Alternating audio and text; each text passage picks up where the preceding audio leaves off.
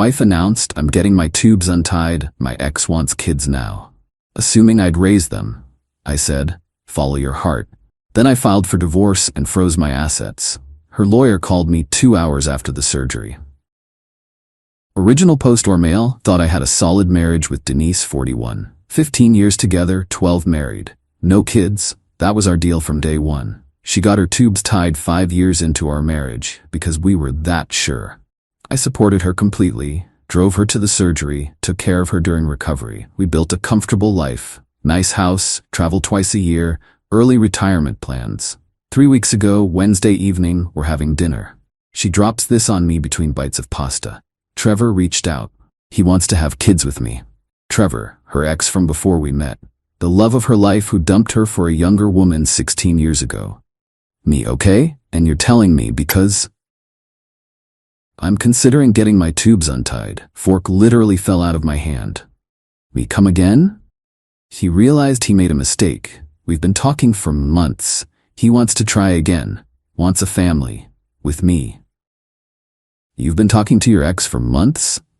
Just catching up. Nothing physical. Like that makes it better. So you want to leave me for Trevor? Here's where it gets absolutely insane. No. I don't want to leave you. Trevor can't afford kids on his own. He's between jobs. But we can afford it. You make good money. The house is almost paid off. We could raise them together. I stared at her, waiting for the punchline. It never came. You want me to raise kids with your ex-boyfriend? He'd be involved, just not financially. He'd be like a fun uncle who visits. A fun uncle who's also the biological father? You're making it sound weird. It is weird. She actually got defensive, started talking about how I'm close-minded and how modern families come in all forms and how this could be beautiful, how Trevor is artistic and sensitive and would bring different values to the kids' lives. Me, Denise, we agreed on no kids. You got surgery to ensure no kids. People change. I'm allowed to change my mind. You're allowed to change your mind. You're not allowed to bring your ex's kids into my house and expect me to pay for them. Our house, our money. We're married. That's when I knew. This woman genuinely expected me to bankroll her do-over with Trevor. Me, follow your heart, Denise.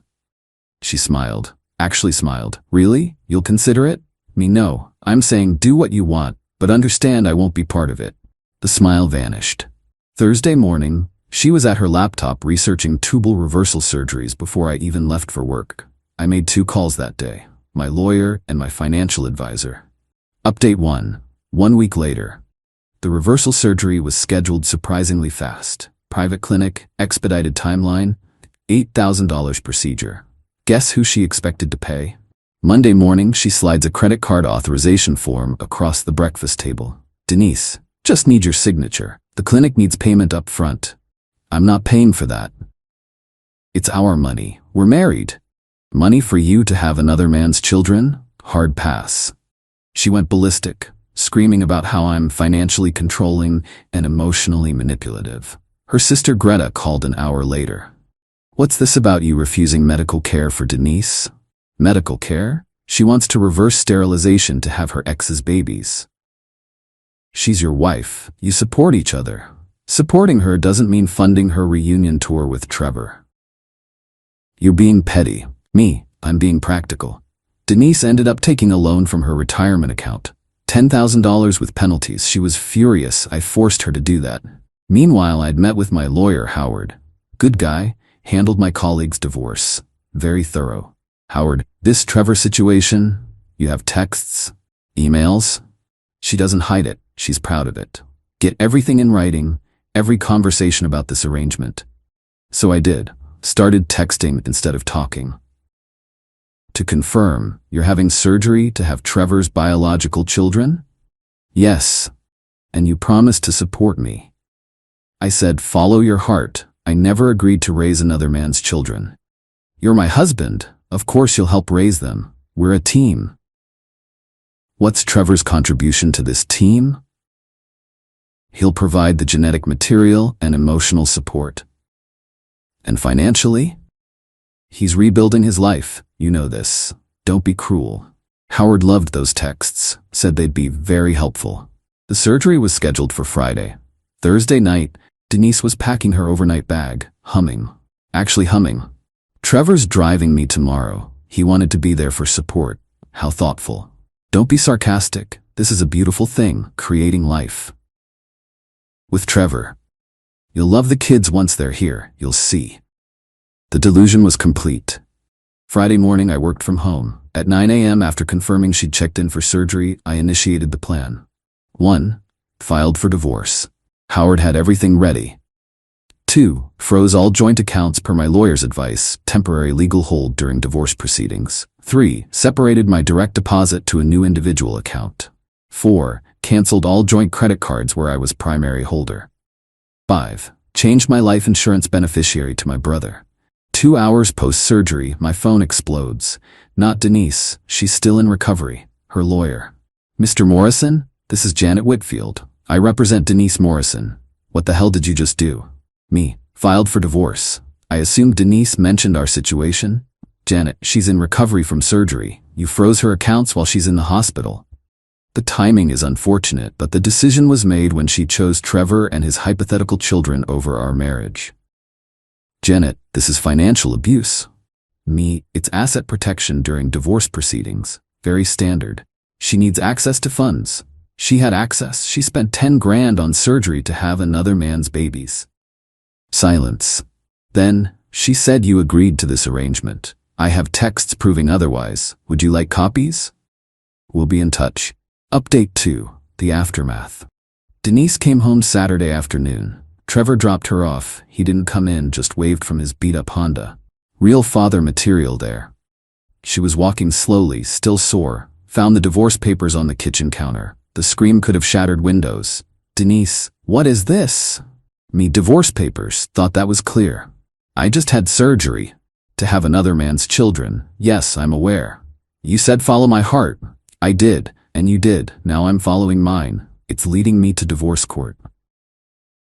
She tried to use the credit card to order dinner, declined. Tried to get cash from ATM, account frozen. Denise, how am I supposed to eat? You have your loan money. That's for baby expenses, for our babies. Meet Trevor's babies, and there's no our anymore. She called Greta, called her mom, called Trevor. The entire squad showed up Sunday morning. Greta, you're a monster. She's recovering from surgery. Me, surgery I didn't want, didn't approve, and didn't pay for. Denise's mom, Betty, marriage is about compromise. Compromise? She wants me to raise her ex-boyfriend's children while he plays daddy on weekends. Where's the compromise? Trevor finally spoke up. Look man, I know this is unconventional. Trevor, with all due respect, shut up. You couldn't keep her 16 years ago. You can't afford kids now, but somehow you convinced her to blow up her marriage for your genetics. You're either a master manipulator, or she's lost her mind. Either way, not my problem anymore. I love her. Then you pay for everything. I'm between opportunities right now. Shocking. You're leaving her with nothing. She'll get her fair share in the divorce, but I'm not funding Trevor's breeding project. She gave you the best years of her life. And then decided to give the rest to Trevor. Choices have consequences. They left after Denise started crying about her incisions hurting. Greta helped her to the guest room. Yeah, she's in the guest room now. That evening, Denise tried emotional manipulation. Remember when we got married? You said you'd do anything for me. Me, within reason. Raising your ex's kids isn't reasonable. You could learn to love them. I could learn juggling too. Doesn't mean I should. Trevor says you're threatened by him. Me, Trevor's unemployed and trying to get his ex to fund his legacy. I'm not threatened, I'm disgusted. Monday she escalated, posted on social media. Some men can't handle when a woman chooses her own path. Controlling behavior is abuse. Financial abuse, my body, my choice. The comments were mixed, her friends rallied. Mine saw through it. My buddy Teeth commented, didn't she choose the path toward her ex-boyfriend? She deleted the post after someone asked, wait, is this about Trevor? The guy who dumped you for a 22-year-old? Update 3. The legal battle. 2 weeks post-surgery. Denise hired Janet full-time. They came out swinging with demands. 1. Full alimony for 5 years. 2. The house. 3. Half my retirement. 4. Payment for medical costs, the reversal surgery. 5. Future child support for potential children. Howard laughed. actually laughed. Howard, future child support for kids that don't exist with another man? That's creative. We countered with, standard asset division, no alimony, she works full-time? She keeps her loan debt, clean break. Janet fired back with accusations of financial manipulation and reproductive coercion. Reproductive coercion? She's literally having surgery to reproduce with someone else. The mediation was scheduled, Thursday, 2 p.m., conference room at Howard's firm. Denise showed up with Trevor. At our divorce mediation, Howard, is there a reason, Mr. Garrison? I'm here for emotional support. This is a legal proceeding. He's my partner now. Since when? Since you abandoned me. Janet, my client was forced to seek support elsewhere when Mr. Morrison withdrew all financial and emotional support. He withdrew support for funding another man's children. Slightly different. We went in circles for 2 hours. Denise insisted she needed the house for the babies. What babies? They're trying for them, apparently. Trevor sat there nodding like a bobblehead. Finally, the mediator asked Denise directly, Mrs. Morrison, is it true you're planning to have children with Mr. Garrison while seeking support from Mr. Morrison? Denise, the children deserve support regardless of biology. Children that don't exist? They will exist with Mr. Garrison? Yes. Mediator, then perhaps Mr. Garrison should provide support? I'm an artist. My work isn't about money. The mediator's face was priceless. We didn't reach an agreement. Howard filed for expedited divorce proceedings based on irreconcilable differences and abandonment of marriage covenant. Meanwhile, Denise and Trevor were playing house in my house. She'd moved him in temporarily because his roommate kicked him out, probably for not paying rent. I stayed in my brother's spare room, paid the mortgage on a house I couldn't live in because Romeo and Juliet were nest building. Friday night, got a text from my neighbor, Trevor's moving furniture around. Thought you should know. My furniture, in my house, being arranged by the unemployed artist. Update 4, the restraining order. Denise escalated things beyond belief. She changed the locks on my house, the one with only my name on the deed, bought before marriage. Showed up Saturday to get some clothes. Key didn't work. Me, calling through door, Denise, open up. You're not welcome here, bro. It's my house. Denise lives here. You abandoned her. I'm calling the cops. Do it. Tell them how you financially abused me. Cops arrived. Officer looked tired before I even started explaining. Officer, so, your wife lives here? Estranged wife. Divorce in progress. House is mine. Premarital asset. Officer, but she lives here? Me, she changed the locks while I was staying elsewhere to avoid conflict. Officer, sir, this is a civil matter. You'll need to handle it in court. Trevor, from the doorway, you heard him. Leave. The smirk on his face, the actual smirk. Monday, Howard filed an emergency motion for exclusive use of the residence. Judge scheduled it for Wednesday. Tuesday night I get served. Denise filed a restraining order, claimed I was harassing her and threatening Trevor. The petition said, I showed up aggressively at the house. I've been controlling finances to manipulate her. I'm preventing her from starting a family. She fears for her safety. Howard was furious. This is clear manipulation. She's trying to establish residence and paint you as the aggressor. Wednesday's hearing was a circus. Denise showed up in a maternity dress. She's not pregnant, just had surgery 2 weeks ago. But there she was, hand on her flat belly, playing the victim. Janet argued I was economically terrorizing a woman trying to fulfill her maternal destiny. Howard presented the deed showing my sole ownership, text messages about Trevor and the kids, bank records showing the $10K loan she took, security footage from my neighbor showing Trevor moving in. Mrs. Morrison, are you pregnant? Not yet, but hopefully soon. With Mr. Garrison's child? Yes. While married to Mr. Morrison, he abandoned me. By not agreeing to raise another man's children? Silence. Restraining order, denied. Exclusive residence, granted to me. They had 48 hours to vacate. Denise screamed, actually screamed in court. This is discrimination. I have rights. Judge, you have the right to pursue your relationship with Mr. Garrison elsewhere. Update 5. The Moving Day Massacre Friday. Moving Day. I hired off-duty cops for security. Best $400 I ever spent. Denise and Trevor showed up with a U-Haul at 8 a.m. Greta was there. Betty was there. Even Trevor's mom showed up, a woman I'd never met who immediately started yelling about injustice. Trevor's mom, "You're putting my son on the street." Me, "Your 38-year-old unemployed son who's having an affair with my wife?" Yeah, I'm the bad guy. They started loading boxes. Denise was crying, making sure everyone saw her tears. Then Trevor tried to take my flat screen. Me, "That's mine." Denise uses it. "So, it's mine. Receipts in my filing cabinet." "Don't be petty, bro," says the guy screwing my wife. One of the cops stepped forward. "Sir, put the TV down." Trevor backed off quick. Real tough guy. Greta tried next. "Denise needs furniture for her new place. Then she should buy some." Greta, "With what money? You froze everything." Me, "She has a job. Trevor's an artist. Figure it out." Betty pulled out her phone, started recording. "This is what financial abuse looks like, forcing a woman from her home. It's literally my house." Marshall property. Howard, who'd shown up to observe. "Premarital asset, actually. Here's the deed." Betty kept recording anyway, muttering about viral videos and justice. The real drama came when Denise tried to take my grandmother's dining set. Me, "Absolutely not. We picked it out together. Me, from my grandmother's estate sale with my money. I need it for the babies." "What babies? You just had surgery. The future babies." Me, "Trevor's babies." "Our babies." "There is no our. There's you and Trevor. Leave the furniture." She burst into tears. "You're so cruel. I wasted 15 years on you." Weird way to describe a marriage you're leaving for your ex. Trevor stepped up, chest puffed. "You need to show some respect." "Respect?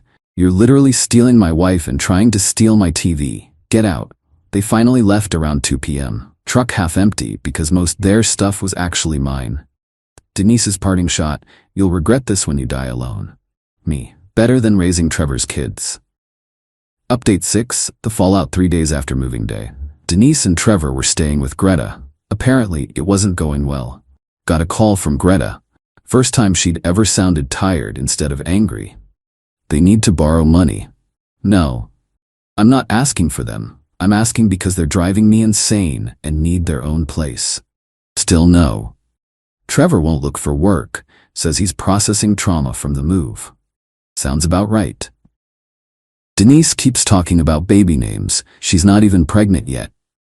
Yet, they're trying, loudly, in my guest room. My kids are asking questions. "And you want me to help?" "God, you're right. This is insane." What was she thinking? The cracks were showing. Meanwhile, the divorce was moving forward. Janet had stopped returning Howard's calls as quickly. Denise's demands were getting desperate. Latest offer, she'd take $50 cash and walk away. Howard, "That's actually not terrible." She cheated with her ex and wanted me to raise his kids. She gets standard division, nothing more. You could end this quickly. She made me leave my own house for 2 weeks. She changed my locks. She deserves nothing extra. Thursday, got a text from an unknown number. It was Trevor. "We need to talk man to man." Pass. "I'm trying to be respectful here. You're screwing my wife. That ship sailed. She's divorcing you. She's not your wife." Me, "Still legally married? Genius. I need you to know I'll take care of her." "With what money?" "Love doesn't need money. Babies do. Without my wallet. Good luck." He kept typing. Paragraphs about destiny and connection and how they were meant to be, how I was standing in the way of true love. Me, "You had your chance 16 years ago. You chose someone younger. Now you're broke and need a meal ticket."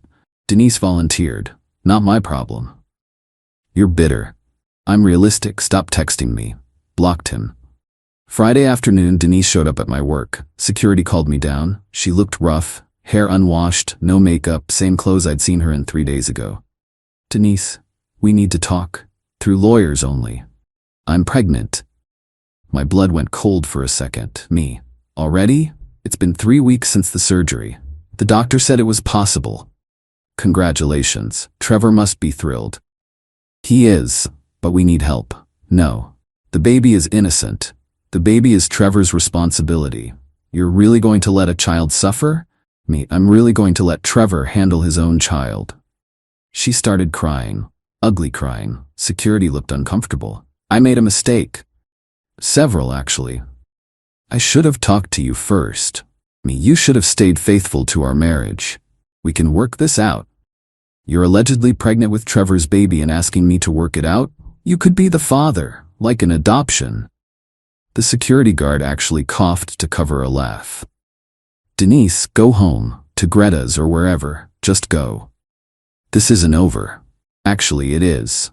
Final update, 2 months later, the divorce was finalized last week. Here's where everyone ended up. Asset division was standard 50-50 of marital assets. The house was mine premarital, but I had to buy out her share of the appreciation. Worth it to get her gone. She walked away with about $73 total. Not the windfall she expected, but not nothing. The pregnancy was a lie. Surprise, surprise. Greta confirmed Denise got her period 2 weeks after that scene at my work. She was never pregnant, just desperate. Trevor lasted exactly 34 days after the divorce finalized. Once the reality hit that there was no house, no money train, no comfortable life, just Denise's 73 caler that was draining fast on deposits and furniture, he bounced. His exit was pathetic even by Trevor standards. Denise woke up to a note. Need to find myself. This isn't working, sorry. He took $5,000 she'd withdrawn for baby furniture, for the non-existent baby, and disappeared. Denise called me crying at 2 a.m. He left me. Me okay? That's all you have to say? Me what did you expect me to say? I gave up everything for him. Yes, you did. You must be happy. I'm indifferent. I want to come home. That's not your home anymore. We had 15 good years. And you threw them away for Trevor. She hung up. According to Greta, who still texts occasionally, we're weirdly cool now, Denise is living in a 1-bedroom apartment, working overtime to cover expenses. She's tried dating apps, but telling guys she just reversed sterilization to have her ex's babies apparently isn't a selling point. Who knew? Trevor? Posted on Instagram from Costa Rica last week, finding myself through art and adventure. With another woman. Younger, of course. Betty called me once, trying to guilt me into helping Denise. Betty, she's struggling. Me, she's an adult who made choices. She was confused. She was calculating. It just didn't work out. Don't you feel anything? Relief? And honestly, that's true. The house is peaceful. I redecorated everything. Got a promotion at work without the drama at home affecting my performance. Started dating someone casually. Nothing serious, but she's never mentioned wanting me to fund her ex-boyfriend's children, so that's already an improvement. The worst part? Denise sent a Christmas card.